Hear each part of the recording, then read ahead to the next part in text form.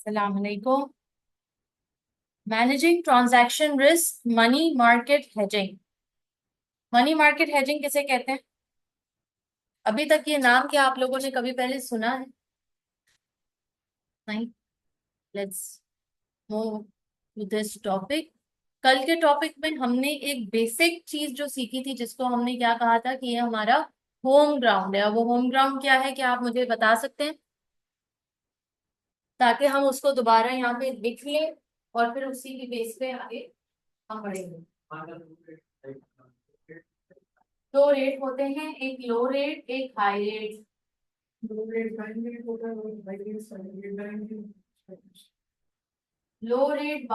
होता है और हाई रेट सेलिंग रेट होता है। ठीक है, from the perspective of bank. और हम कौन सी करेंसी में ऑपरेट कर रहे हैं?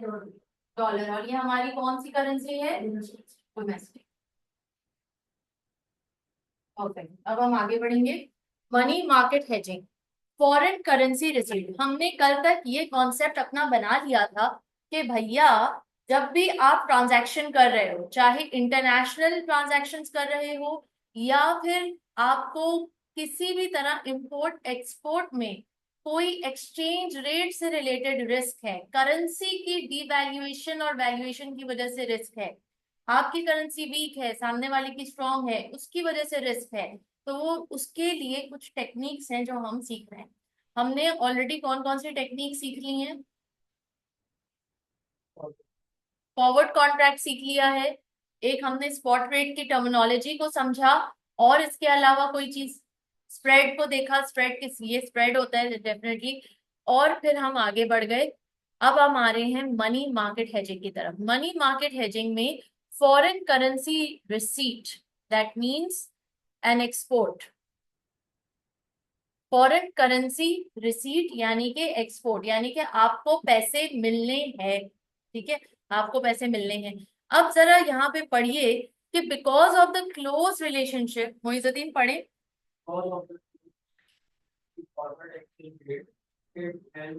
Interest rates.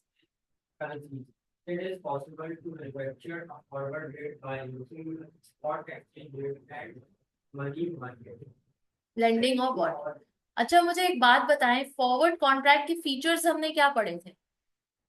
फॉरवर्ड कॉन्ट्रैक्ट जो अभी हमने कल पढ़ा है, आज के दिन हम 2 माह बाद की, 3 माह बाद की, 6 माह बाद की, साल बाद की डेट फिक्स कर लेंगे। कौन सी डेट? रेट। कौन सा rate? Exchange rate. Exchange rate हम फिक्स कर लेंगे। हमें मालूम है कि आने वाले अगले 3 महीने के बाद हमें ये पेमेंट करनी है या ये रिसीव होगा। तो जब रिसीव होगा तो मैं, जाहिर है, वो मेरे किसी काम का नहीं, वो करेंसी में सेल करूंगा।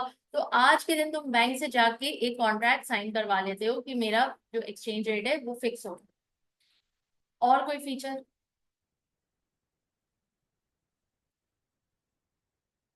ये कौन सा रेट, ये कौन सा था, किस तरह का कॉन्ट्रैक्ट है? Over the counter readymade contract है। इसको आपके लिए बकायदा कस्टमाइज नहीं किया जा रहा। It's a readymade contract. आप बस जा रहे हो ओवर द काउंटर, फॉरन साइन कर रहे हो, and that's it, you are into the contract. ठीक है, तो that is over the counter. अब आइए मनी मार्केट हेजिंग।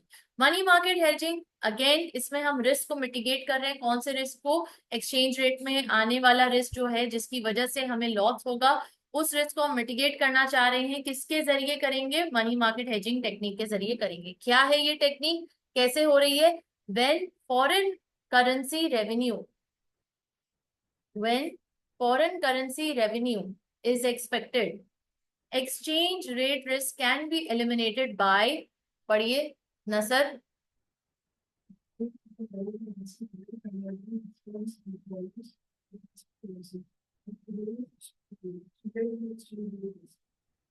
अब यहाँ पर सीन ये हो रहा है, या सीन ये चल रहा है कि यहाँ पे आप फॉरवर्ड की तरफ नहीं जा रहे हो। आपने कहा फॉरवर्ड कॉन्ट्रैक्ट है, ठीक है, but I don't want to opt that option. I want to go with the technique money market hedging.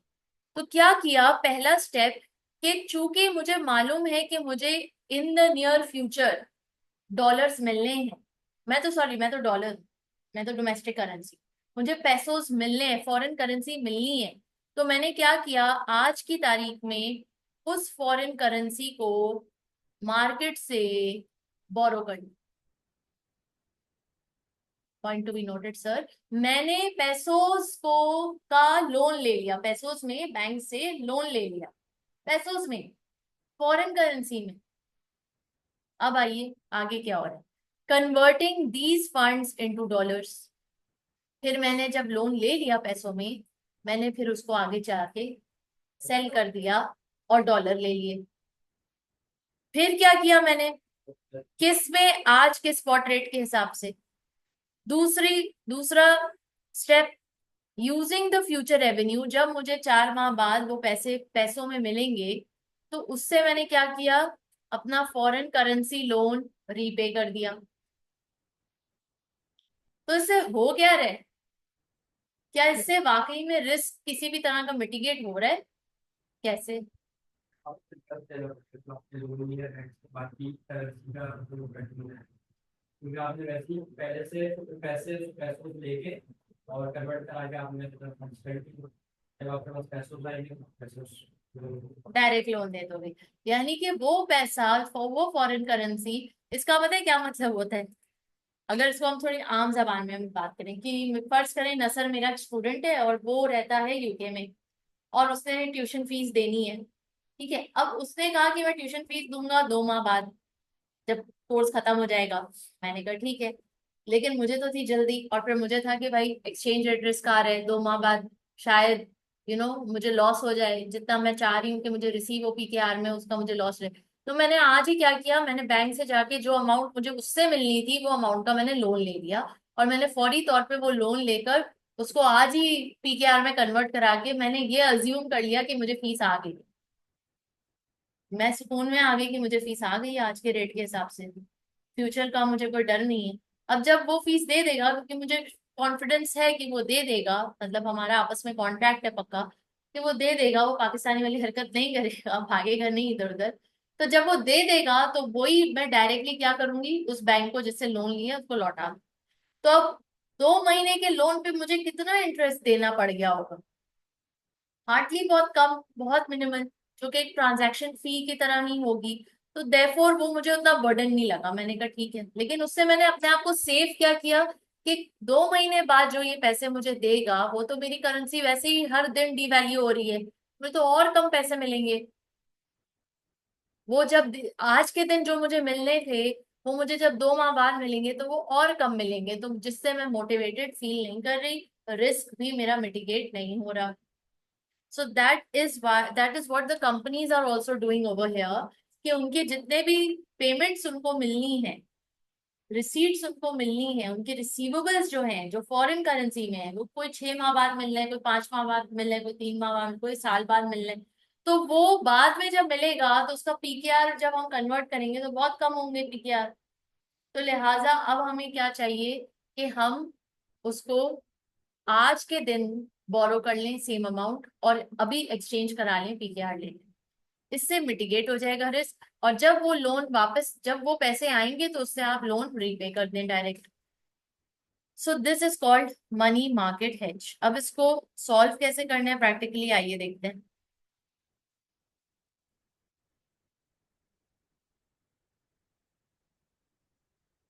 To create a money market hedge for a receipt, follow the steps below. जब भी आपको money market hedge का सवाल मिले, तो आपने simply ये steps follow कर लेने हैं। और ये किसके स्टेप्स हैं, आप प्लीज हेडिंग डाल लीजिए अपने पास, money market hedge for receipts, या ब्रैकेट में लिख लीजिए receivables, money market hedge for a receipt, और या फिर ब्रैकेट में लिख लीजिए रिसीवेबल्स।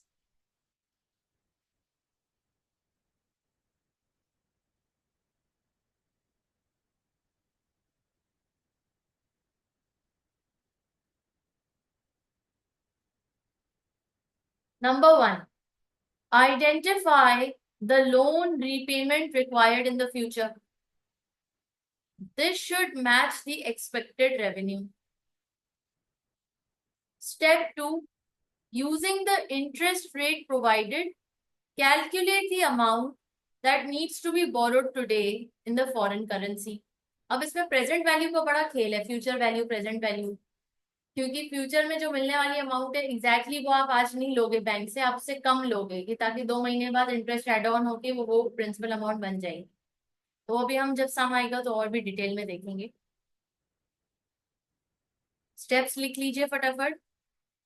थर्ड स्टेप है convert this immediately to domestic home currency at the spot rate and place this deposit in the home currency. And then step 4, include the interest earned on the deposit in the home currency using the interest rate provided. Foreign currency में borrow करो, domestic currency में deposit करो।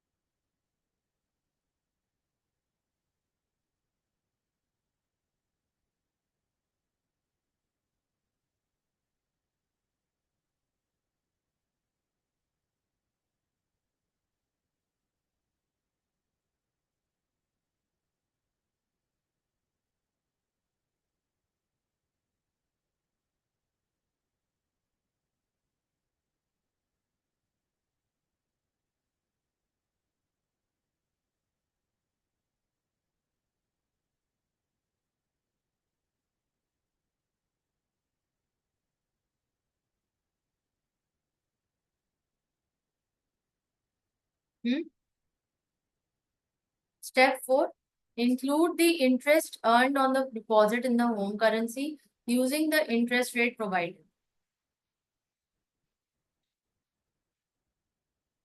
जब आप domestic currency में convert कर लोगे तो फिर उसको जाहिर है किसी बैंक में ही रखोगे ना, कैश इन हैंड का तो कॉन्सेप्ट नहीं है। तो जो बैंक में आपने डिपॉजिट कराए हैं अपने पीकेआर, उसमें भी तो आपको इंटरेस्ट मिलेगा। तो यहाँ से पे करने वाला इंटरेस्ट और यहाँ से रिसीव होने वाला इंटरेस्ट, ये नेट ऑफ भी हो सकता है।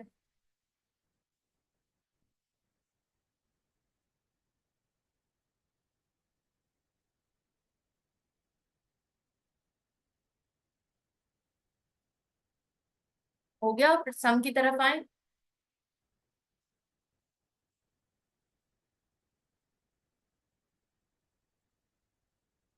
अब आप इसका ये टेबल देखें। ये प्रेजेंटेशन इन्होंने just so that you guys can remember it more easily. Receipts domestic currency, पहला स्टेप क्या होगा? The first one, receive pesos from the export. This is the amount of loan repayment required. Take out the loan in pesos. This will be the amount in step 1 divided 1 plus borrowing rate. Pay peso loan into your bank account today at the spot rate 1 plus deposit rate. Adjust step 3 by multiplying by theory पढ़ के समझ नहीं आने वाली, इसको हम practically करेंगे तो चीजें समझ आएंगी। A company whose domestic currency is the dollar is owed to 25 lakh pesos. कितना है भाई? A company whose domestic currency is dollar is owed 25 lakh pesos. Receivable in 3 months time. 3 महीने में इनको 25 लाख pesos मिलने हैं। 25 million क्या है? 25 million, 2.5 million, 2.5 million. The spot exchange rate is 1.4498, 1.4513 pesos per dollar. Lower rate कौन सा है? पहला वाला। अब ये भी आपको केयरफुल रहना पड़ेगा, बाज़ एग्जामिनर आपको कंफ्यूज करने के लिए हायर रेट पहले दे देता है और लोअर रेट बाद में देता है। You got to be careful.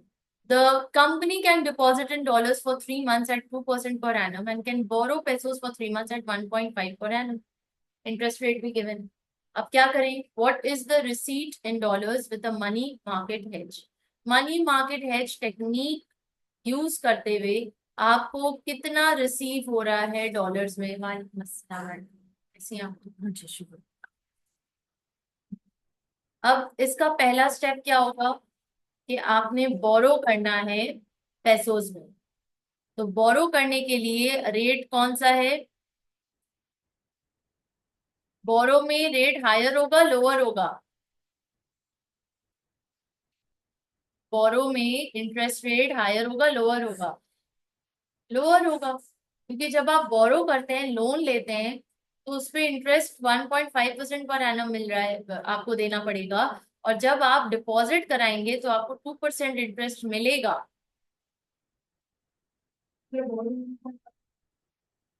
है 1.5, बोरो पे इंटरेस्ट है 1.5 और बोरोइंग अमाउंट है 2.5 मिलियन। बिल्कुल। अच्छा जी, अब आइए अल्लाह भला करे। Interest rate for 3 months are calculated by adjusting the annual rates given by multiplying 3 by 12। 3 months का आपने रेट निकाल लिया, 0.5% है डिपॉजिट के लिए और 0.375 है टू बोरो इन पेसोस। तो सबसे पहला स्टेप है the company should aim to repay 2.5 million pesos in 3 months time. यानी अभी वो बोरो करेगी तो 3 मंथ्स में उसको पे बैक तो करना पड़ेगा ना। So the company should aim to borrow 2.5 million divided by 1.00375 borrowing rate से डिवाइड किए। ठीक है, बोरोइंग रेट और ये मतलब 1 प्लस बोरोइंग रेट है, 1 प्लस बोरोइंग रेट से डिवाइड कर दिया तो आपके पास आंसर क्या आ रहा है, 24 मिलियन समथिंग पैसोस टुडे। आज के दिन ये पैसोस आप अगर बोरो करोगे तो आपको 3 माह बाद 2.5 मिलियन पैसोस लौटाने होंगे। These pesos will be converted to dollars। Dollar में कन्वर्ट करना ही है, आपने अभी बोरो कर लिया, अब आपके हाथ में पैसोस आ रहे।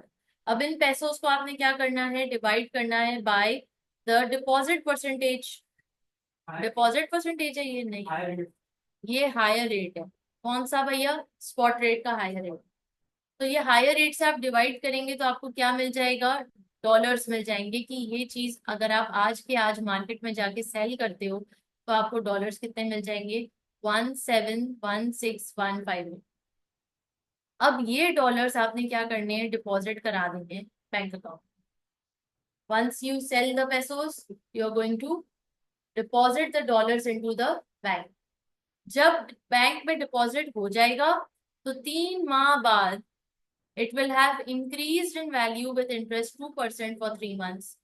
3 मंथ्स के लिए 2%, 3 मंथ्स पे कितना हो जाएगा, पक्का। ये सालाना इंटरेस्ट है, 3 मंथ्स का इंटरेस्ट 3/12 मल्टीप्लाई बाय 2%। ठीक है, 0.5। अब 0.5 आपने क्या किया, डॉलर से मल्टीप्लाई कर दिया।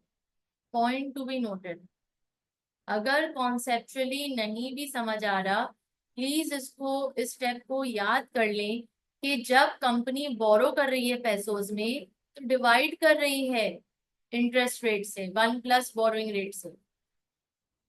और जब कंपनी डिपॉजिट कर रही है तो मल्टीप्लाई कर रही है 1 प्लस डिपॉजिट रेट से, 1 मल्टीप्लाई बाय डिपॉजिट रेट। क्या हो गया, 1 प्लस डिपॉजिट।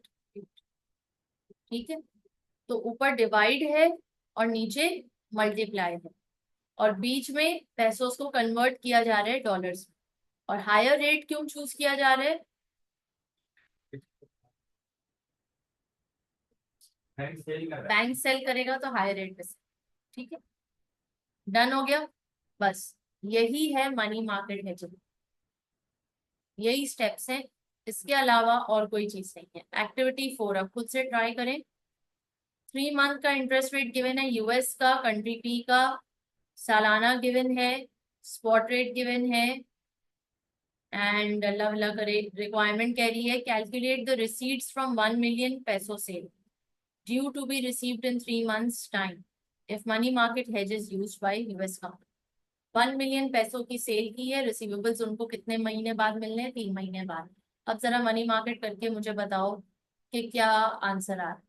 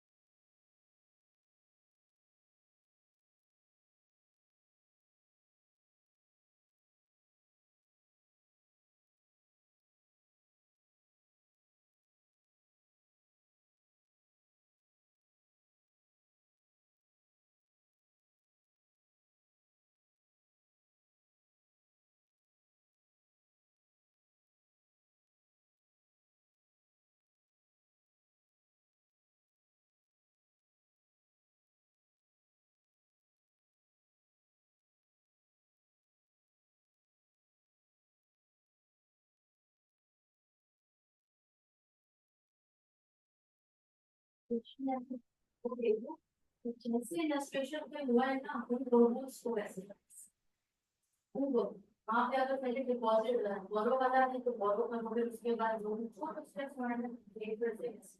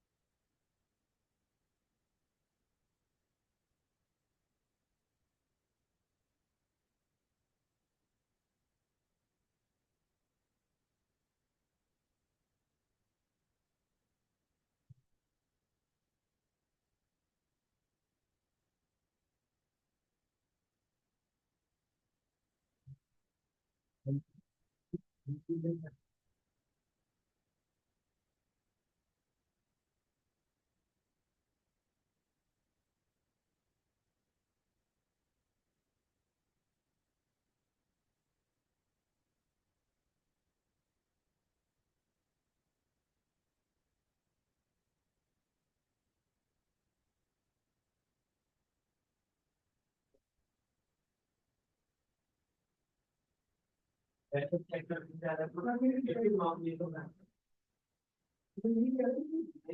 बिल्कुल जो ऊपर वो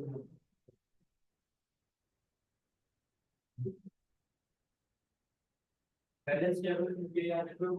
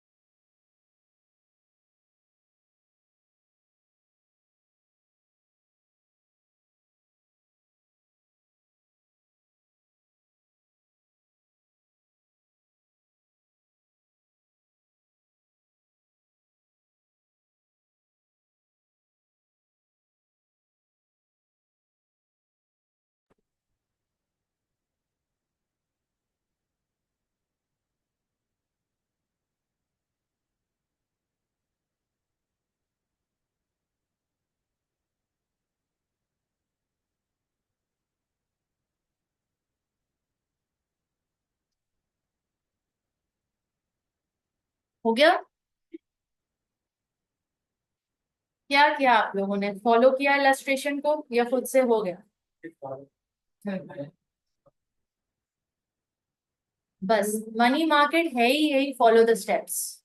मनी मार्केट में ज्यादा दिमाग नहीं लग खपाना, आपने स्टेप्स फॉलो करें। रिसीवेबल है तो रिसीवेबल का यही पैटर्न है, और इस तरह से स्ट्रेट फॉरवर्ड ही रहेगा, एंड दैट्स इट। क्या आंसर आ रहा है? पहले 1 मिलियन को हमने 1 मिलियन को 3 मंथ्स टाइम में पे करना है, तो 1 मिलियन को ऑब्वियसली आपने बोरो करना होगा, तो उसको 1 प्लस बोरोइंग रेट से डिवाइड कर दिया। क्या आंसर आ रहा है? 986,729 टुडे। अब 986,729 आज के दिन आप बोरो करोगे तो उस पे आपको बोरो कर लोगे, अब आपको उसको कन्वर्ट कराना होगा डॉलर्स में। कन्वर्ट कराओगे डॉलर्स में तो आपके पास क्या आ जाएंगे, $502,971।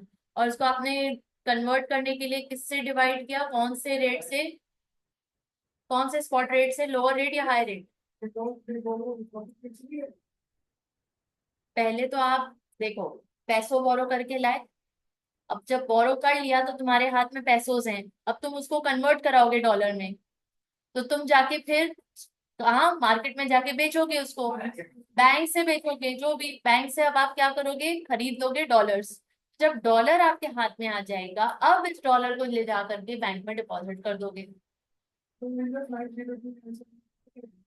नहीं तो 1 मिलियन, सॉरी, 986,729 को पहले डॉलर्स में कन्वर्ट करोगे, कर लिया ना? तो मैं यही पूछ रही हूँ, लोअर रेट से किया, हाई रेट से? हाई रेट से किया, ठीक है। तो क्या आया, 502,971। क्लियर हो गई कहानी? अब इसी को तुमने जाकर बैंक में डिपॉजिट करना है, लेकिन बैंक में डिपॉजिट करोगे तो बैंक तो तुम्हें डिपॉजिट रेट भी दे रहे हैं, तो वो 1 प्लस डिपॉजिट रेट। तो फिर इसको क्या करोगे, आप मल्टीप्लाई कर लोगे, ताकि 509,887 ये अमाउंट आपको जो है 3 मंथ्स में ये हो जाए। ठीक है, the in 3 months the loan will be repaid out of the pesos proceeds from the trade receivable. The company has manufactured a forward rate of 1.9612। ये अलग कहानी है, ठीक है, लेकिन आपका जो स्टेप्स है मनी मार्केट हेज का, वो यही 3 4 है, दैट्स इट। तीन है, बेसिकली तीन है। जो पहला है वो तो सिर्फ एक स्टेटमेंट है, ये 3 स्टेप्स हैं। पहला आपका ये बोरोइंग है, फिर आपका कन्वर्जन है, और फिर आपका डिपॉजिट। बोरोइंग, कन्वर्जन, डिपॉजिट, ये तीन लिख लो अपने पास, इसके अंडर, मनी मार्केट के अंदर।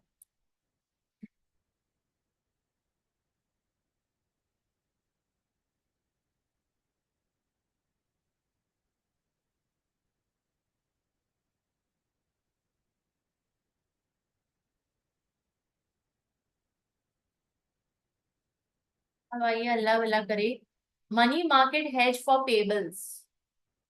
Money market hedge for payables, receivables का सीख लिया मेथड। अब पेबल्स पे आ जाए। पेबल्स में क्या है, identify the cash required to pay the foreign currency expense. हमें पे करना है 3 महीने बाद, हमें पेमेंट करनी है, किसकी, एग्जाम फीस पे करनी है, किसमें, जीबीपी में। तो जब हमें पे करना है, तो using the interest rate provided calculate the amount that needs to be invested today in the foreign currency. क्योंकि हमें पे करना है, तो अब हम बोरो नहीं करेंगे, हम क्या करेंगे, इन्वेस्ट करेंगे। क्या इन्वेस्ट करेंगे, फॉरेन करेंसी डिपॉजिट करवाएंगे बैंक। बोरो नहीं करेंगे, डिपॉजिट करवाएंगे। Convert this immediately to home currency at the spot rate. जो डिपॉजिट कराया उसको फॉरेन चेंज कर दो डोमेस्टिक करेंसी में। This is the amount that the dollar needs to be borrowed today from domestic bank account. Include the cost of borrowing in the domestic country to compare to a forward contract.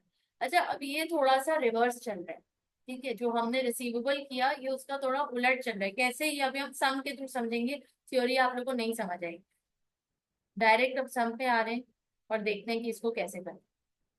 A company whose local currency is dollar owns a Danish supplier CR 3.5 million, which is payable in 3 months' time.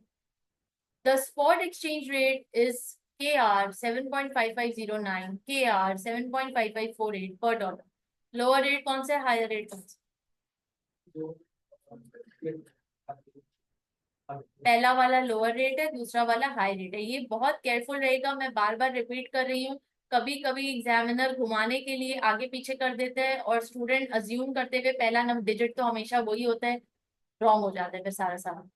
ठीक है, so you have to be very careful कि lower कौन सा है, higher कौन सा।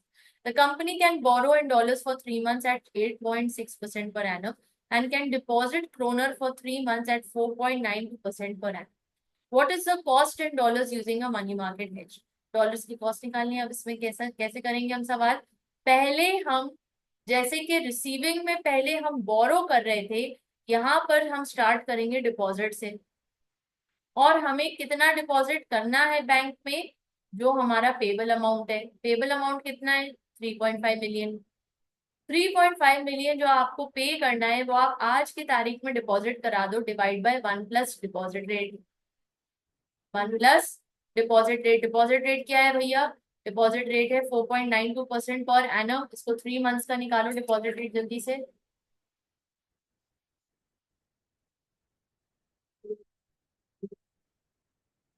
0.123, तो 1 plus कर देंगे तो 1.0123। आपने इससे क्या किया? डिवाइड कर दिया और आपके पास आंसर क्या आ गया? 3457473 अब आप आए थर्ड पॉइंट, यानी सेकंड स्टेप। सेकंड स्टेप कह रहे हैं कि कन्वर्ट कर दें इसको डॉलर में। तो इसको डॉलर में कन्वर्ट करने के लिए हम इसको किससे डिवाइड करें? बताओ, कौन से रेट से डिवाइड करें? लोअर रेट से, हायर रेट से? लोअर रेट से करें। क्यों करें? हमारे पास क्रोनर है और हम क्रोनर जाके सेल करना चाह रहे हैं, तो बदले में हम क्या करना चाह रहे हैं?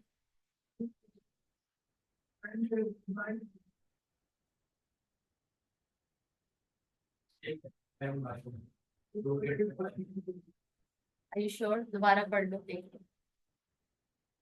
Kroner will be converted to dollar at the spot rate. This kroner ये है जिसको हमें डॉलर में कन्वर्ट करना है। तो हम ये क्रोनर जो है हम जा करके बैंक को सेल करेंगे। तो बैंक हमें बदले में डॉलर क्या कर रहा है? सेल ही कर रहा है ना।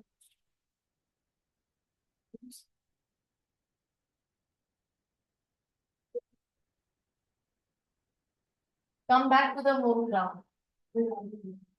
वो याद है तो यहाँ अप्लाई क्यों नहीं हो रहा? ऑब्वियसली, जब आप यहाँ भी क्रोनर सेल करने जा रहे हो, आपको बदले में डॉलर चाहिए, तो आप डॉलर परचेज कर रहे हो और बैंक आपको सेल कर रहे हैं डॉलर। तो जब बैंक सेल करेगा तो कौन से रेट पे सेल करेगा? हाई रेट पे ना, 7.5509। मगर यहाँ 7.5509 तो लोअर रेट है। तो यहाँ ऐसा क्यों हो रहा है? मुझे बताओ, मुझे समझाओ।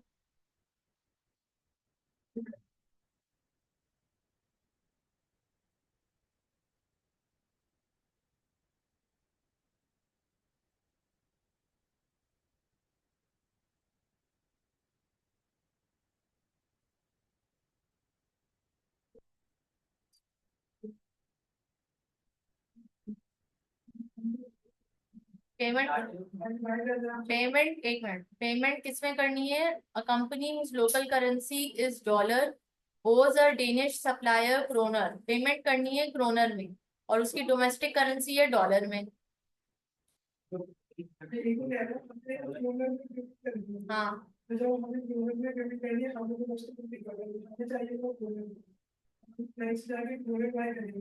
हाँ, तो यहाँ तो ऑलरेडी डिपॉजिट करा दिए ना 3.5। पहला स्टेप तो यही है ना, आपने डिपॉजिट करा दिए 3.5। तो मैंने जो रेट दिया हुआ है वो डॉलर का दिया हुआ है, डॉलर का नहीं दिया हुआ। पर हम डॉलर जो है वो जाके उसको डिपॉजिट करवा दें, तो जब वो बाय करेगा हमसे तो वो तो डॉलर रेट पे करेगा ना, बाय रेट पे बाय थोड़ी करेगा। हम जाके बैंक को दे रहे हैं। क्या दे रहे हैं? क्रोनर दे रहे हैं, तो बैंक क्या दे रहे हैं आपको? तो बैंक आपको क्या दे रहा है मुझे ये बताओ? डॉलर दे रहे हैं ना, तो हमारा होम ग्राउंड क्या है कि बैंक पर्सपेक्टिव से ही सोचना है। एक सवाल है, जो डॉलर का रेट ही नहीं किया। अल्लाह अल्लाह अल्लाह, बेटा कहाँ से तुम कहाँ पहुंच गए। ये तो हर सवाल में क्रोनर की स्पॉट रेट होगा ना। ऊपर भी तो पैसे उसमें स्पॉट रेट आ रहा था ना। तो वहां तो तुमने ये क्वेश्चन नहीं किया। ऊपर इलस्ट्रेशन में पहले भी जो रिसीवेबल्स में हमने किया वहां भी तो ये स्पॉट रेट वही आ रहा था ना। तो ये तो स्पॉट रेट है जो क्रोनर का गिवन है। मेरा सवाल इतना सा है बस कि ये लोअर रेट यहाँ पे क्यों गिवन है, जबकि बैंक तो, हम बैंक से डॉलर ले रहे हैं ना। बैंक हमें सेल कर रहे हैं डॉलर या नहीं सेल कर रहा, सवाल यहाँ पे ये है।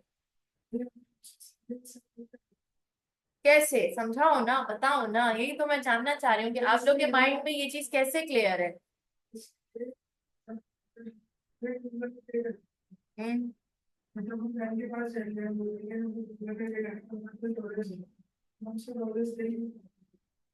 अब आपने सही बात की है।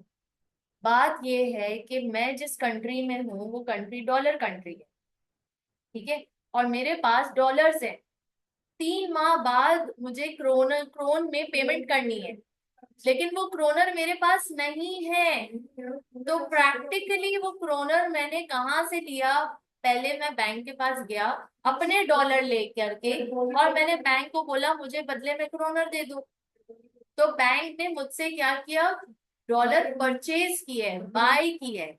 एंड देयरफॉर जब उसने बाय किए तो बाइंग रेट हमेशा लोअर रेट होगा।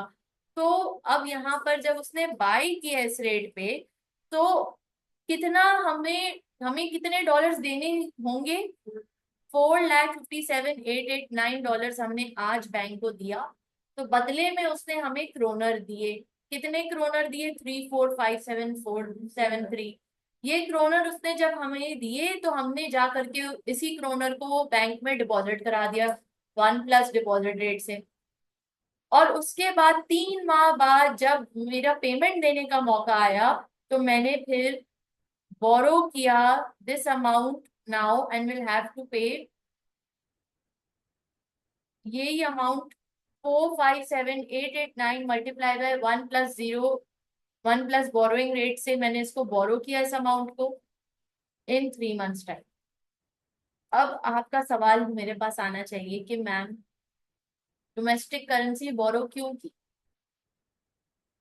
डोमेस्टिक करेंसी डॉलर तो मेरी डोमेस्टिक करेंसी है ना, वो बोरो क्यों की, थर्ड स्टेप में हम वो बोरो क्यों कर रहे हैं। हाँ, क्या। हम सेकंड स्टेप का चेंज करवा के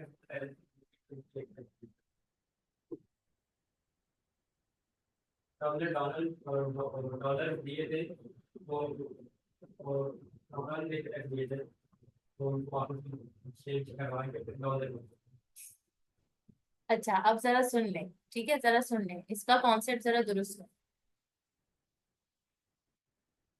पेमेंट करनी है, कितने में, कितने की करनी है पेमेंट।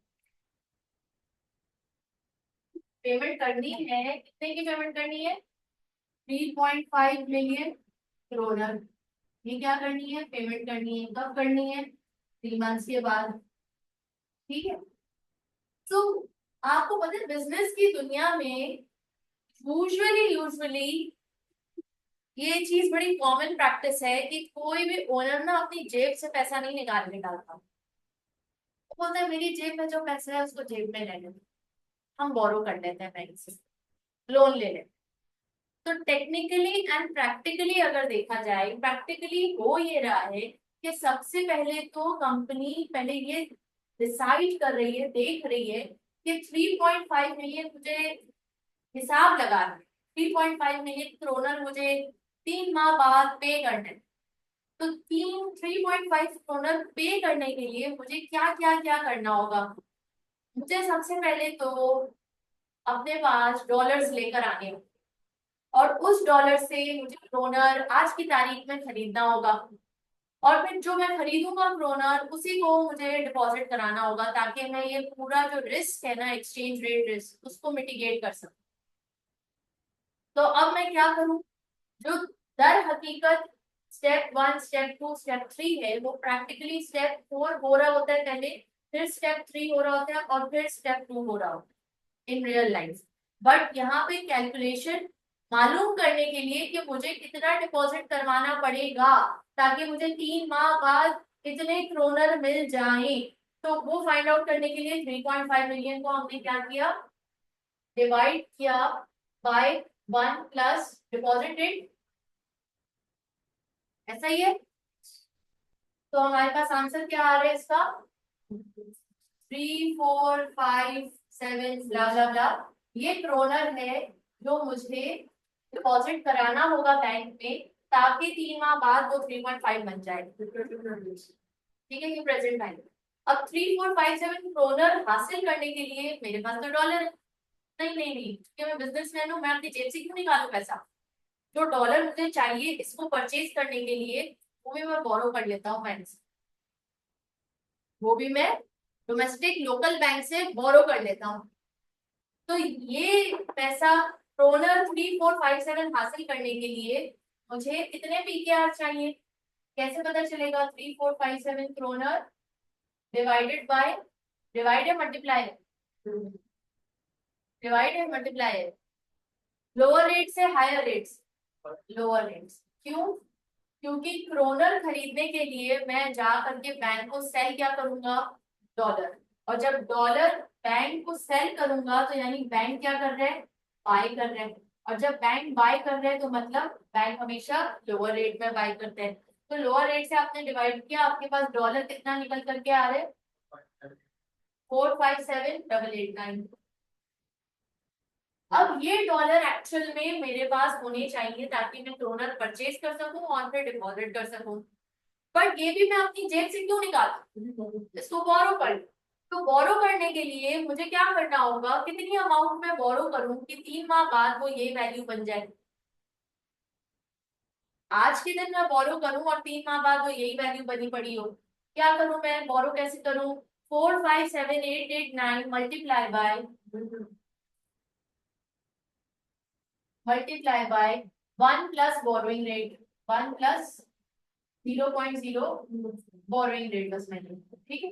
तो इससे मुझे क्या पता चल जाएगा कि 3 मंथ्स के बाद मुझे कितने डॉलर्स मिलेंगे बैंक से।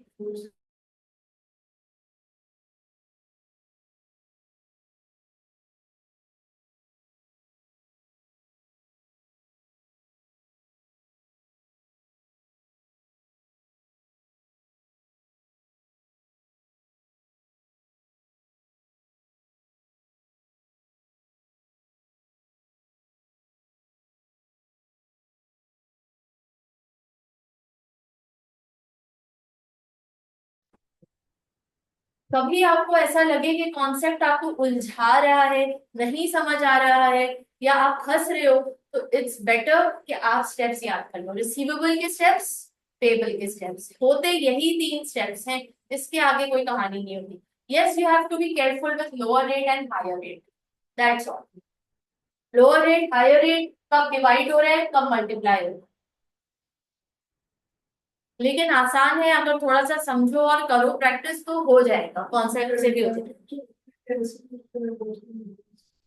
हाँ, रिक्वायरमेंट यूजुअली देखें, ये चूंकि ऑलरेडी काफी कॉम्प्लिकेटेड और टेक्निकल टॉपिक है, जिस वजह से एग्जामिनर इसमें बहुत ज्यादा और नहीं घुमाता बच्चे को। ये इट्स सेल्फ ही बड़ा इतना घुमा हुआ टॉपिक है कि ये सीधा सीधा भी अगर बच्चे को सवाल दे दे तो बच्चा ऑलरेडी बहुत घूम जाता है इसमें। तो इसलिए एग्जामिनर इसमें बहुत ज्यादा ट्रिकी सवालात नहीं देते, सिवाय इसके जो मैंने आपको बताया कि स्पॉट रेट आगे पीछे हो सकता है। नहीं तो काइंड ऑफ जो सवालात आप करके जा रहे होगे उसी से सिमिलर ही आएंगे, बहुत एक्स्ट्रॉर्डनरीली चेंज या मोल्डेड नहीं आएंगे। अब आइए, कीजिए ये एक्टिविटी, इलस्ट्रेशन को सामने रखते हुए स्टेप्स फॉलो करके इसको कर लो।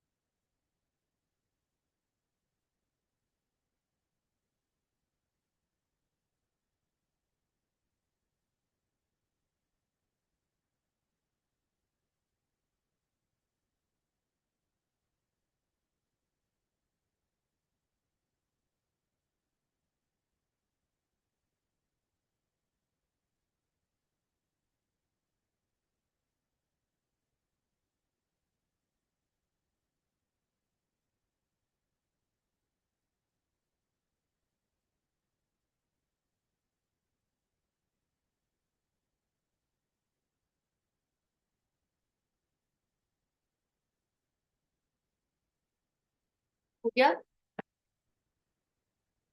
क्या आंसर आ रहा है?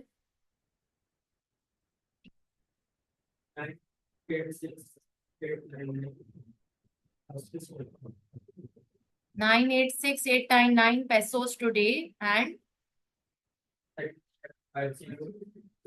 212, वेरी गुड। फिर क्लियर हो गया? सिंपल स्टेप्स फॉलो कर रहे हो तो कोई मसले वाली बात नहीं नजर आ रही, स्ट्रेट फॉरवर्ड है। एक ही स्टेप्स हैं, बस ये देखना है कि पेबल्स है कि रिसीवेबल्स है और फिर उस हिसाब से सॉल्व करना है। ठीक है। अब मनी मार्केट हेज टेक्निक को फॉरवर्ड कॉन्ट्रैक्ट से कंपेयर किया जा रहा है। और कंपैरिजन में क्या है, मोइजुद्दीन पढ़िए पहला para. Chapter interest rate parity theory. forward contract are determined by interest rate difference between parties. That means this means fees that money into market has been unlikely to deliver. difference outcome from that delivered by a forward contract. क्या कह रहे हैं कि money market और forward contract में सिर्फ एक ही फर्क है, और वो फर्क है इंटरेस्ट का। क्योंकि आप बोरो कर रहे हो, डिपॉजिट कर रहे हो बैंक में, तो इंटरेस्ट की वजह से आपको यहाँ पे एक बेनिफिट मिल रहा है कि जिससे आप अपनी रिस्क को हेज कर पा रहे हो। ठीक है। और यहाँ पे इंटरेस्ट रेट पैरिटी थ्योरी यही एक्सप्लेन करती है कि फॉरवर्ड कॉन्ट्रैक्ट्स में इंटरेस्ट तो है ही नहीं, जिस वजह से वहां पे कुछ भी नहीं हो रहा। अब यहाँ पे मसला एक ये आ सकता है कि इंटरेस्ट रेट पैरिटी थ्योरी कहती है कि आपकी जो डोमेस्टिक कंट्री है उसका इंटरेस्ट रेट डिफरेंट होगा, और जो आप फॉरेन कंट्री से अगर बोरो या डिपॉजिट वहां कर रहे हो तो वहां का इंटरेस्ट रेट डिफरेंट होगा, जिस वजह से थोड़ी प्रॉब्लम इसमें आ सकती है। Other than that forward contract में इंटरेस्ट नहीं है, इसमें इंटरेस्ट है। ये पहला डिफरेंस है। दूसरा नजर पढ़िए, मनी मार्केट हेजिंग।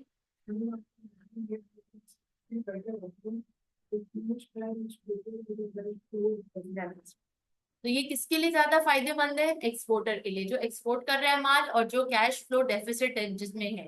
तो जाहिर है इसमें बोरो की भी फैसिलिटी है, डिपॉजिट की भी फैसिलिटी है। Alternatively if used by an importer with a cash flow surplus, तो इससे क्या होगा? A lower cost as interest lost on a cash flow surplus will be lower than the cost of. ये ज्यादा फायदेमंद किसके लिए है? एक्सपोर्टर के। अब आइए, money market hedging is likely to be more time consuming. जाहिर है वक्त लग रहा है ना करने में। फॉरवर्ड कॉन्ट्रैक्ट बहुत सिंपल था, कितना वक्त लगा उसको करने में? अगर इसको तो टाइम लग रहा है ना करने में भी और समझने में भी। And could involve issue cost as borrowing is involve. Issue cost यानी बैंक अपनी कोई additional fee, service fee charge कर सकता है, जो कि हम यहाँ पे अभी उसको इग्नोर कर रहे हैं। मिनी केस प्रैक्टिस 1 करिए, लग पता जाए। हाँ, डेरिवेटिव्स, आगे डेरिवेटिव्स हैं और क्या है? ऑप्शंस हैं, स्वैप्स हैं। सिर्फ थ्योरी नहीं है, और भी चीजें हैं। चले पहले आगे पढ़ लेते हैं, वो मिनी केस आप घर पे प्रैक्टिस कीजिएगा। डेरिवेटिव्स। अब हमें डेरिवेटिव्स में तीन चीजें पढ़नी है, futures, options and swaps. This section will not be tested numerically in the exam, therefore सिर्फ इसकी थ्योरी हम पढ़ रहे हैं। जो कि आप लोग बहुत लकी हो, क्योंकि हमारे टाइम में हमने इसके सम्स भी किए थे, जो कि हम और घनचक्कर बन गए थे करते करते। क्योंकि एक तो इसको समझना, कॉन्सेप्ट को समझना, फिर ऊपर से फ्यूचर्स, ऑप्शंस, डेरिवेटिव्स। चले पढ़े। करेंसी फ्यूचर्स अ,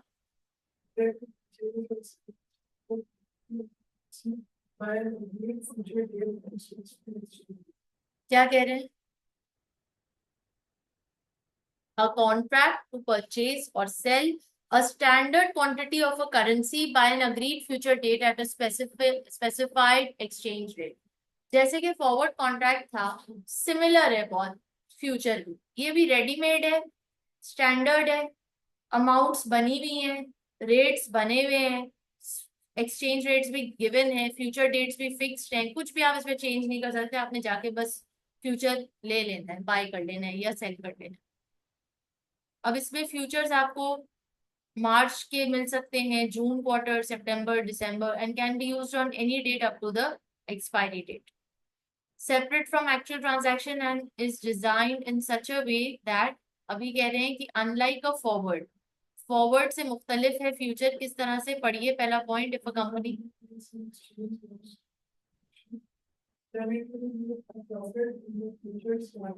कंपेंसेट, अगर आपने फ्यूचर्स दिया हुआ है ना, इट्स लाइक इंश्योरेंस। अगर आपका एक्सचेंज रेट मार्केट में लॉस हो रहा है तो फ्यूचर में आपको प्रॉफिट होगा, तो आपको नेट आपका सिमिलर हो जाएगा, कोई लॉस कोई प्रॉफिट कुछ नहीं। और अगर कंपनी ने प्रॉफिट किया है तो फिर आपको फ्यूचर में लॉस हो जाएगा, यानी हर हाल में आप न्यूट्रल पे ही रहोगे, ना प्रॉफिट हो रहा है ना लॉस हो रहा है, क्योंकि आपने अपने अपने आप को इंश्योर किया है। और इंश्योर किससे किया हुआ है? फ्यूचर से किया हुआ है। अब आइए, so the outcome is fix whatever happens to the exchange. आप सेफ हो क्योंकि एक्सचेंज रेट ऊपर जाए या नीचे जाए आपको कोई फर्क नहीं पड़ रहा, आपने फ्यूचर्स के जरिए अपने आप को इंश्योर किया। Next, setting up a future transaction, इसको सेटअप कैसे करेंगे? Today enter into future contract to sell pesos at a fixed rate, complete the actual transaction on the spot market, close out the future contract by doing the opposite of what you did in step one by entering into contracts to buy pesos. Start आपने sell peso से किए, close आप buy peso से करो। और बीच में क्या है? बीच में actual transaction हो रही है spot market में। सिंपल, ये सिर्फ थियोरेटिकली टेस्ट होगा तो इसलिए सिर्फ थियोरेटिकली इसको आपने याद करना है और ज्यादा इसमें दिमाग घुसाने की जरूरत नहीं है। If the peso D values, क्या होगा? मोइजुद्दीन पढ़िए। There will be a gain on the issuer basket will be brought back at the lower price when it was sold. However, on the actual transaction will there will be an exchange loss because the pesos received from the actual transaction will be worth less than one. ठीक है, कुछ भी नहीं करना, उसको theoretically याद कर लो कि पैसों डिवैल्यू हो रहे हैं। डिवैल्यू हो रहे हैं तो जाहिर है फिर जब पैसों डिवैल्यू होगा तो आपको फ्यूचर में प्रॉफिट होगा। क्यों? क्योंकि आप बाय बैक करोगे उसको लोअर प्राइस पे, बट जो एक्चुअल ट्रांजैक्शन होगी उसमें आपको लॉस हो रहा होगा। बट चूंकि फ्यूचर की ये लिया हुआ है, इंश्योरेंस है, तो आपको ये यहाँ पे प्रॉफिट हो जाएगा, ये दोनों नेट ऑफ हो जाएगा। Pesos increases in value, there will be a loss. अब पैसों का यहाँ पे क्या मुराद है? पैसों से मुराद है फॉरेन करेंसी, क्योंकि हम तो डॉलर हैं। There will be a loss on the future, अगर पैसों की वैल्यू बढ़ जाएगी तो आपको लॉस होगा फ्यूचर में, एक्चुअल ट्रांजैक्शन में आपको गेन। एडवांटेजेस क्या है, डिसएडवांटेजेस क्या है, ये अब आपने खुद से देख लेना है। करेंसी ऑप्शंस किसे कहते हैं? नजर पड़िए।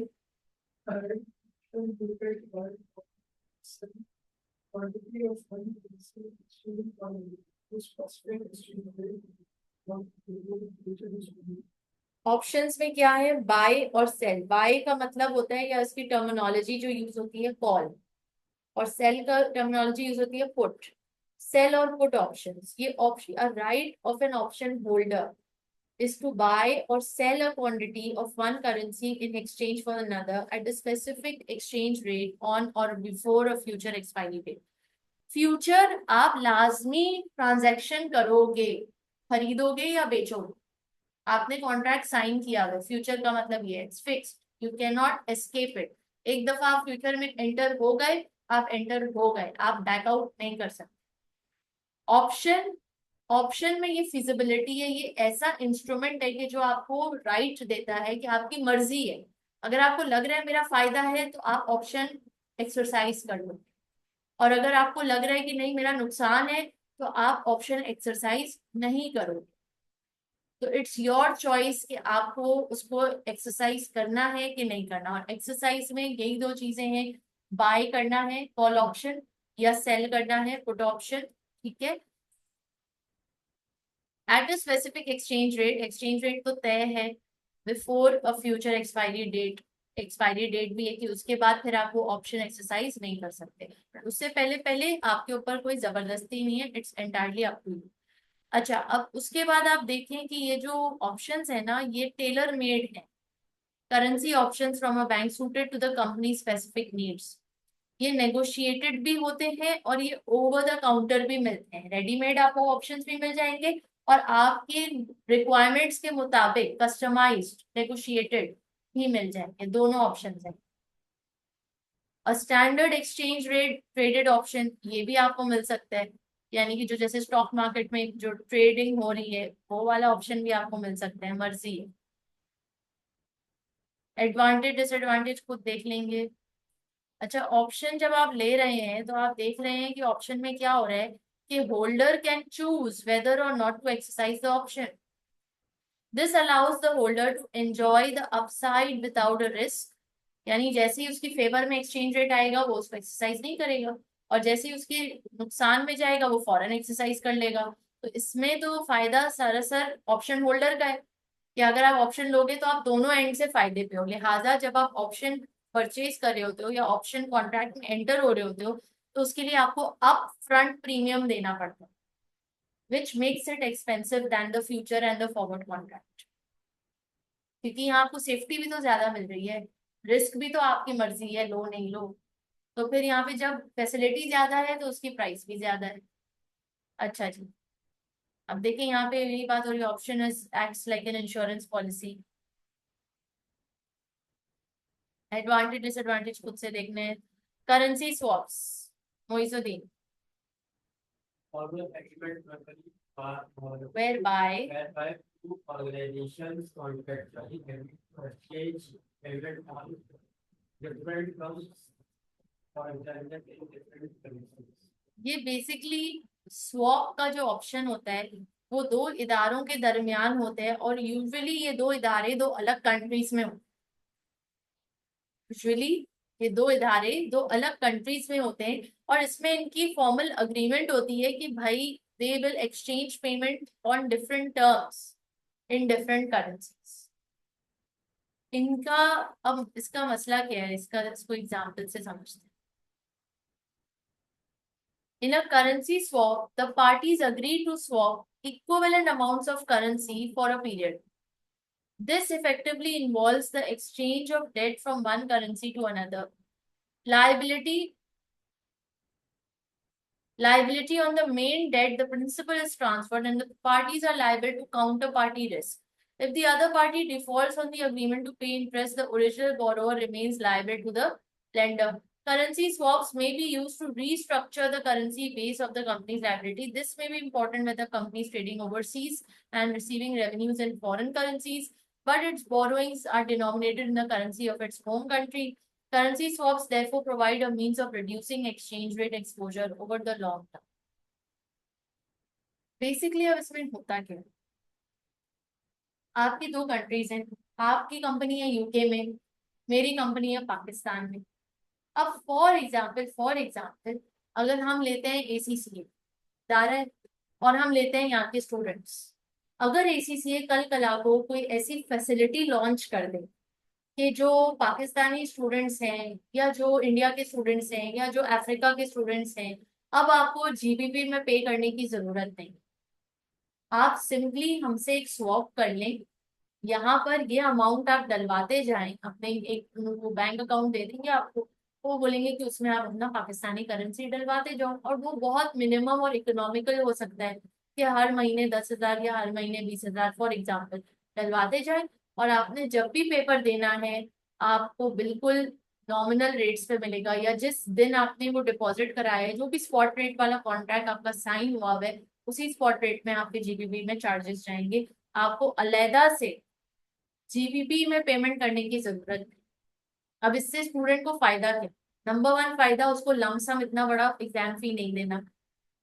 नंबर टू फायदा क्या कि जब उसको पे करने, फॉर एग्जाम्पल जून में एग्जाम है और आप लोग जनवरी के महीने से हर महीने पैसे जमा करा रहे हो, तो जून तक आते आते हो सकता है पाउंड रेट ऊपर चला जाए, मगर वो लोग आपसे वो हायर रेट चार्ज नहीं करेंगे, वो लोग वही रेट चार्ज करेंगे जो जनवरी से आपने एंटर हो गए थे ना स्वैप में, तो उसी स्पॉट रेट पे वो आपको चार्ज करेंगे जून अटेम्प्ट का एग्जाम।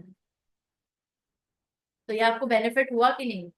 बट ये ऑप्शन क्या है, ये ऑप्शन तब है कि जब दोनों इदारे ऐसा करना चाहे, तो स्वैप करना चाहे तो ही ये पॉसिबल है। तो यहाँ पर यही चीज इदारे में आप अब आप ले जाएं, तो दो इदारे जिनका आपस में एक कस्टमर है एक सप्लायर है, और बाज़ मैं सप्लायर बन जाता हूँ वो कस्टमर बन जाता है, हमारा आपस में ट्रांजैक्शन बहुत ज्यादा होती है। यानी कभी मैं इंपोर्ट कर रहा हूँ तो कभी वो एक्सपोर्ट कर रहा है, कभी उसको मेरा माल चाहिए कभी मुझे उसका माल चाहिए। और पेमेंट किस करेंसी में होगी? क्या पेमेंट डोमेस्टिक करेंसी में यानी मेरे करेंसी में होगी डॉलर, या उसकी करेंसी में होगी? यही इसी को स्वैप कि एक तो हमने शुरू में पढ़ा था, क्या था वो वर्ड, मैचिंग और नेटिंग था ना। वो नेटिंग अलग है, ये अलग है, सिमिलर है, बट ये स्वैप है। ये बकायदा ये भी एक तरह का जैसे कि इंस्ट्रूमेंट है, जैसे कि ऑप्शन इंस्ट्रूमेंट है, डेरिवेटिव है, फ्यूचर एक डेरिवेटिव है, वैसे ये भी एक डेरिवेटिव है, ये भी इंस्ट्रूमेंट है। डेरिवेटिव इंस्ट्रूमेंट, फाइनेंशियल इंस्ट्रूमेंट, दूसरा नाम फाइनेंशियल इंस्ट्रूमेंट्स का, ठीक है। फाइनेंशियल इंस्ट्रूमेंट जैसे कि शेयर्स, बॉन्ड्स, बहुत सारे होते हैं, वैसे ये फ्यूचर्स, ऑप्शंस, स्वॉप्स। तो अभी स्वॉप में जब आप एंटर हो जाते हो, क्या होता है कि अगर मेरे ऊपर कोई लाइबिलिटी है जो आपको देनी है, और आप भी इन फ्यूचर मुझसे ट्रांजैक्शन कर रहे हो, तो हम स्वॉप कर लेंगे आपस में। मेरी लाइबिलिटी और आपको, आपके भी रिसीवेबल्स हैं, मेरे भी पेएबल्स हैं, मेरे भी रिसीवेबल्स हैं, तो वो सब स्वैप कर देंगे। और फिर किस करेंसी में स्वैप करेंगे, असल तो लड़ाई इसी में होती है, क्योंकि वो बोलेगा मेरी करेंसी, मैं बोलूंगा मेरी करेंसी, क्योंकि हर कोई अपना अपना फायदा सोचेगा। तो यहाँ पर अब क्या है, the parties agree to swap equivalent amounts of currency for a period. वो अग्री कर लेते हैं कि ठीक है 6 महीने ना मेरी ना तेरी, एक न्यूट्रल करेंसी रख लेते हैं, ना मेरी ना तेरी, एक न्यूट्रल या इक्विवेलेंट अमाउंट तय कर लेते हैं कि भाई होगा तो ऐसे होगा, नहीं तो नहीं होगा, और इसके ऊपर नीचे जो हुआ वो हम इग्नोर करेंगे या उसको हम राइट ऑफ कर लेंगे, नेट ऑफ कर लेंगे। This effectively involves the exchange of debt from one currency to another. अब एक्सचेंज तो हो रहा है, क्योंकि मैं भी माल मंगवा रहा हूँ वो भी माल मंगवा रहा है, करेंसी एक्सचेंज तो हो रही है। Liability on the main debt, the principal, is transferred, and the parties are liable to counterparty risk. If the other party defaults on the agreement to pay interest, the original borrower remains liable to the lender. अच्छा, अब ये बहुत interesting है। Basically इसमें एक setting ये भी होती है कि यूके है और फर्ज करो पाकिस्तान। अब मेरे लिए तो जीबीपी में पे करना बहुत एक्सपेंसिव भी है, प्लस मैं अफोर्ड नहीं कर सकता क्योंकि मैं कमाता पीकेआर में हूँ। जब मैं कमाता पीकेआर में हूँ तो मैं जीबीपी के खर्चे कैसे कर सकता हूँ जीबीपी में? समझ रहे हो बात? लेकिन फिर भी खर्चे तो करने हैं, क्योंकि जाहिर है इदारा है, दो इदारे काम कर रहे हैं, प्रोडक्ट्स एक्सचेंज हो रहे हैं, सर्विसेज एक्सचेंज हो रही हैं, तो अब क्या किया जाए? तो ये इदारा जो पाकिस्तान में है वो चाह रहा है कि हम एक लोन ले लेते हैं बैंक से, पैसों का या वही जीबीपी का लोन ले लेते हैं, क्योंकि पैसे तो हमारे पास है नहीं, इतने तो पीकेआर नहीं है, तो हम लोन ले लेते हैं फिर लौटा देंगे।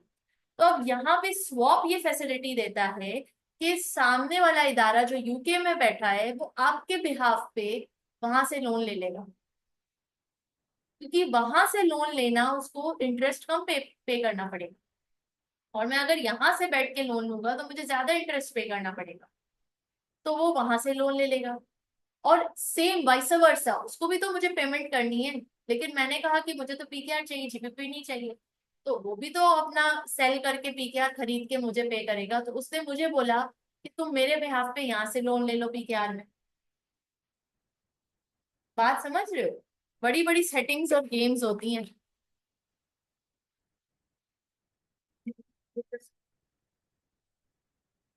One company is sitting in UK, one company is sitting in Pakistan, and both are doing transactions with each other, products and services. ठीक है? तो दोनों ने डिसाइड किया कि ये, इसने कहा कि मैं तुम्हें जब भी पेमेंट करूंगा जीबीपी में करूंगा, पाकिस्तान में करना ही, मुझे जीबीपी नहीं चाहिए, मुझे तुम पीकेआर दो।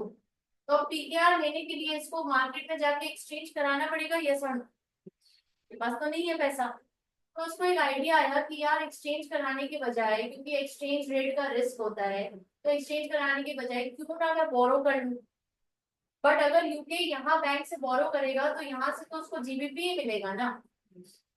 तो इसने कहा पाकिस्तान को कि भैया तुम मेरे बिहाफ पे अपने बैंक से इतना पीकेआर बोरो कर लो और मैं 3 माह बाद लौटा दूंगा।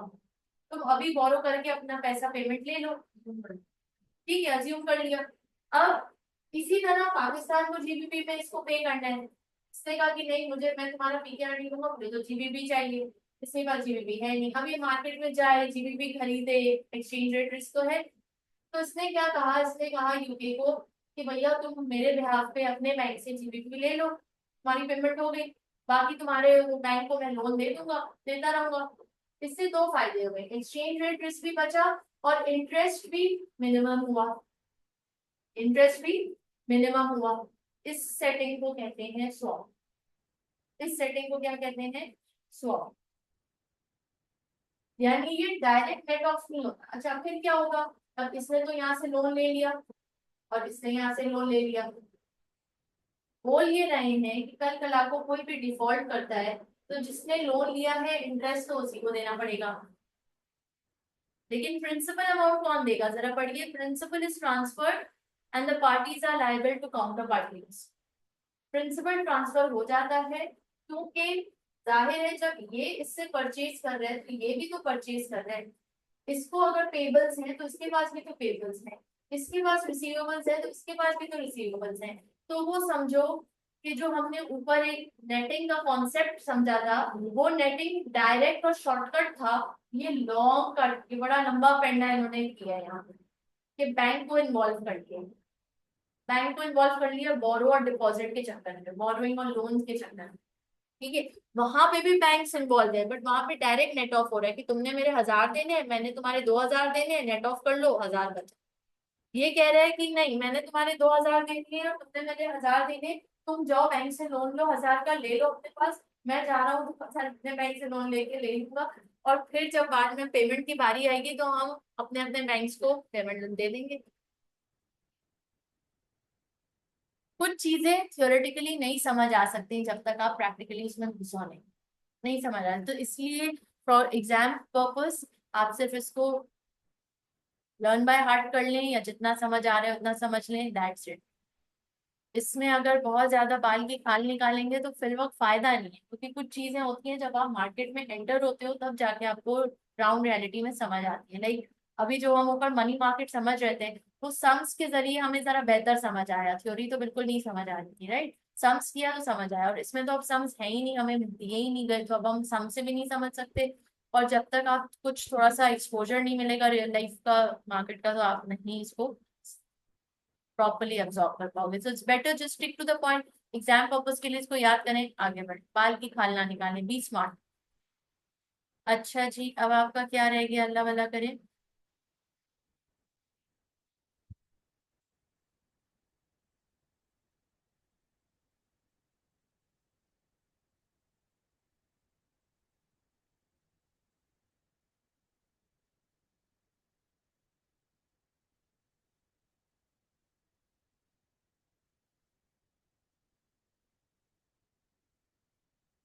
अब हम इन्फ्लेशन करेंगे for forecasting exchange rate movements. Forecasting exchange rate movements यानी कि एक्सचेंज रेट मूवमेंट को भी क्या फोरकास्ट किया जा सकता है? तो सबसे पहले तो बैलेंस ऑफ पेमेंट किसे कहते हैं?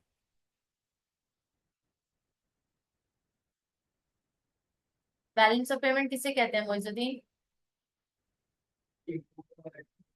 इम्पोर्ट और एक्सपोर्ट का हम देखते हैं। देखो, जब आप इम्पोर्ट करते हो तो वो आपका खर्चा है या आमदनी है? खर्चा है। और जब आप एक्सपोर्ट करते हो वो आपकी आमदनी है। तो एक लेमैन को भी पता है कि इनकम ज्यादा होनी चाहिए, एक्सपेंस कम होना चाहिए। तो आपने अपने इम्पोर्ट्स एक्सपोर्ट्स को इसी तरह इवेल्युएट करना है और देखना है कि क्या इनकम ज्यादा और खर्चे कम है, या खर्चे ज्यादा और इनकम कम। और फिर इसी को आप कहते हो किसी भी कंट्री का ये बैलेंस ऑफ पेमेंट होता है कि अगर import export out of balance हो जाए, यानी इनकम कम और खर्चा ज्यादा, तो फिर मसले मसाइल हो जाते हैं। इन्फ्लेशन, महंगाई। इन्फ्लेशन में दो चीजें हैं जो हमने सीखनी है, एक तो अल्लाह भला करे परचेजिंग पावर पैरिटी, और दूसरा इंटरेस्ट पावर पैरिटी। अब ये यहाँ पे एक छोटा सा फॉर्मूला है, इसको हम परचेजिंग पावर पैरिटी कहते हैं ये जरा लिख लीजिए फटाफट अपने पास। S1 is equals to S0 multiply by 1 plus HC।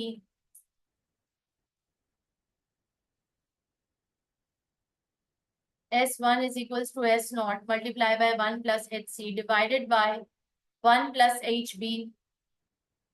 HC क्या है? Inflation in foreign current country. HB क्या है? बेस कंट्री का इन्फ्लेशन। S0 क्या है? Current spot rate. S1 क्या है? Expected spot rate. सिंपल सवाल है, और इस सवाल को हमने फॉर्मूला बस लगाना है और सवाल सॉल्व करना है। बहुत आसान है, इसलिए मैं इसको ज्यादा टाइम आप लोग को नहीं दे रही। इसमें just spot exchange rate country A country B, $1 is equals to 8 kroner। Spot rate directly given है, स्प्रेड गिवन नहीं है, लोअर रेट हायर रेट का कोई इधर झंझट नहीं है, spot rate direct given. Assuming that there is now purchasing parity, and amount of commodity costing $110 in country A will cost 880 kroner in country B. Over the next year, price inflation in country B is expected to be 5%, while inflation in country is expected to be 8%. What is the expected spot exchange rate at the end of the year? Simply formula लगाइए, आगे बढ़िए, खत्म। Formula में क्या लगाना है? S0 क्या है आपका? Spot rate 8 multiply by 1 plus HC क्या है? Inflation in country foreign country. और HB क्या है? Inflation in basic country. ये कर लेंगे तो आपका 7.7778 निकल आएगा, विच इज योर आंसर। खत्म कहानी। इंटरेस्ट रेट पैरिटी का फॉर्मूला ये है, F0 is equals to S0 multiply by 1 plus IC divide by 1 plus IB। IC क्या है? Again interest in foreign country. IB क्या है? Interest in base country. F0 क्या है? फॉरवर्ड रेट है। S0 क्या है? करंट स्पॉट रेट है। सिंपल इसका भी सवाल है, डायरेक्टली आपने निकालना है फॉरवर्ड एक्सचेंज रेट। आपने ये अप्लाई किया और आपने निकाल लिया आंसर। कोई मुश्किल नहीं है, ये आप लोग खुद से भी कर सकते हो, बहुत आसान है। स्ट्रेट फॉरवर्ड फॉर्मूला एप्लीकेशन है, that's it. Managing other risk, translation risk और इकोनॉमिक रिस्क हम पहले भी देख चुके हैं क्लास शुरू करने से पहले। यहाँ पे ये चैप्टर कंप्लीट है। कोई सवाल? इसमें जितने भी सवालात हमने स्किप किए हैं, मिस किए हैं आपने, और जो किए हैं उसको दोबारा करना है, और जो मिस किए हैं उसको प्रैक्टिस एज प्रैक्टिस क्वेश्चंस करना है। एंड हमारा यहाँ पे चैप्टर कंप्लीट है। और इसके बाद वाला कौन सा चैप्टर है बताओ? टॉपिक क्या है?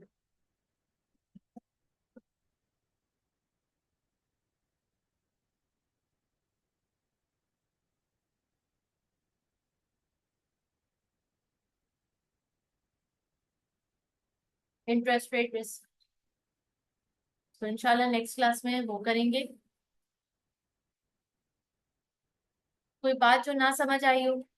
सब सेट है? ख्याल रखें, अगली क्लास में मुलाकात होगी।